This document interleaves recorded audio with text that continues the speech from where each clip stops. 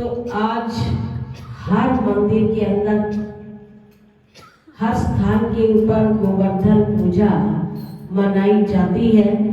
और गुरु महाराज जी के चरणों के अंदर, प्यारे श्री महाराज जी के शुभ पावन चरणों के अंदर भी गोवर्धन पूजा को मनाने के लिए आए, गुरुदेव के पावन आशीर्वाद को पाने के लिए आए।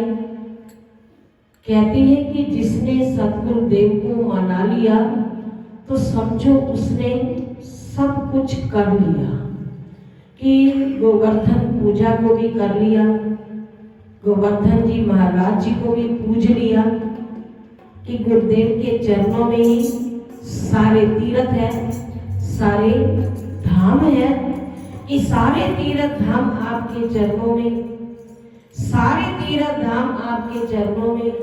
हे गुरुदेव प्रणाम आपके चरणों में। गुरुदेव के चरणों में सारे तीर्थ, सारे धाम, वृंदावन, मथुरा, काशी, गोवर्धन धाम, सब कुछ देख रहे हैं ना। गोवर्धन कैसे सजा हुआ है गुरु महाराज जी के चरणों में। तो गोवर्धन महाराज जी की पूजा कि हर गली, हर मोहल्ले गोवर्धन को बनाकर पूजते हैं। कि कहते हैं कि भगवान को जैसे भी पूज लो तो भगवान को वैसे ही मान जाते हैं।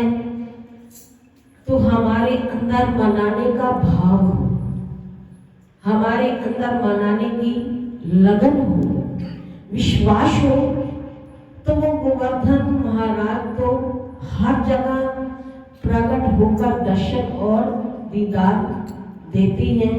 कि कैसे भगवान कृष्ण ने कि देवराज इंद्र के अभिमान को चूर किया, कि भगवान कृष्ण की गोवर्धन को एक छोटी सी उंगली पर उन्होंने उठाया हुआ है। तो कोई सत्य के अंदर ताकत होती है कि सत्य के ऊपर ये धरती थमी हुई है, रुकी हुई है। तो भगवान तो अपने भक्तों की वीरत को बचाते हैं, लाज को बचाते हैं। कहते हैं कि अभिमानी का सिर क्या होता है, हमेशा नीचा होता है। तो हमें अभिमान के अंदर नहीं रहना चाहिए, कि हमेशा हमें झुककर रहना चाहिए, झुककर चलना चाहिए। और झुकने वाले को ही हमेशा फल होता है। कि हम देखते हैं ना कि वृक्षों के ऊपर जब फल आता है तो डालियां अपने आप झुक जाती हैं। तो उन्हें कहना तो नहीं पड़ता, झुकाना तो नहीं पड़ता, तो वो अपने आप झुक जाती है। तो इसी प्रकार कि जिसके दिल के अंदर नम्रता रूपी गुण होता है ना, तो वो भी हमेशा झुककर चलता है, नम्रता में चलता है। कि नम्रता जिज्ञासु का सबसे बड़ा गहना है। तो जिन आभूषणों को हम तो पहनते हैं, सजाते हैं, तो ये तो हमारे तन को सुंदर सजाते हैं, तन को सुंदर बनाते हैं। तो इसलिए संत फरमाते हैं, तन साफ बनाते हो, तन साफ बनाते हो, मन साफ बनाया करो। दुनिया को रिझाते हो, कभी राम रिझाया करो। कि भगवान को खुश करने के लिए चाहे बहाना कोई भी हो, कार्तिक मास हो, गोवर्धन पूजा हो, दीपावली पर्व हो, कि बहाना कोई भी हो, तो इसलिए लिखा है कि सामने से मिलने का सत्संग ही बहाना है। गोवर्धन महाराज को मनाने का कोई भी बहाना हो। कि जब हम वृंदावन में जाते हैं तो परिक्रमा कहाँ लगा कर आते हैं, गोवर्धन महाराज जी की।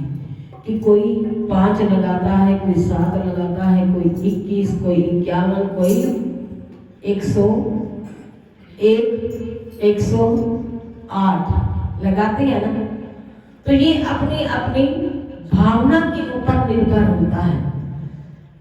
तो जैसे जैसे भक्त के अंदर भावना उमड़ती है तो वो वैसे वैसे गोवर्धन महाराज जी की, गिरिराज जी की परिक्रमा को भावना से जाकर लगाते हैं। तो भगवान भी भक्तों की क्या देखते हैं? भावना देखते हैं, विश्वास को देखते हैं। और विश्वास वाले का ही बेड़ा पार होता है कि अगर हम घर पे गोवर्धन महाराज बनाकर परिक्रमा करते हैं तो वहां भी भगवान को आना पड़ता है। तो आज भगवान गोवर्धन विराजमान है कि हम दर्शन और दीदार कर रहे हैं। तो इसलिए लिखा है कि कौन कहता है भगवान गोवर्धन महाराज का दीदार नहीं होता? कौन कहता है गोवर्धन महाराज का दीदार नहीं होता? इंसान खुद ही तरफदार नहीं होता। जब भक्त बुलाता है अपनी आन पे तो उससे उस समय भगवान से भी इनकार नहीं होता। तो वहां भी भगवान को आना पड़ता है, दर्शन और दीदार देने पड़ते हैं। कि अब सत्संग समागम के उपरांत कि हम गोवर्धन भगवान की परिक्रमा भी करेंगे, दर्शन भी कर रहे हैं और उसके बाद कड़ी चावल का प्रसाद भी होगा। तो सभी दर्शन और दीदार करके अपनी किस्मत को जगाएं, अपने तन मन धन को पवित्र बनाएं। तो सभी मिलकर अपनी हाजिरी लगाओगे। गोवर्धन को माना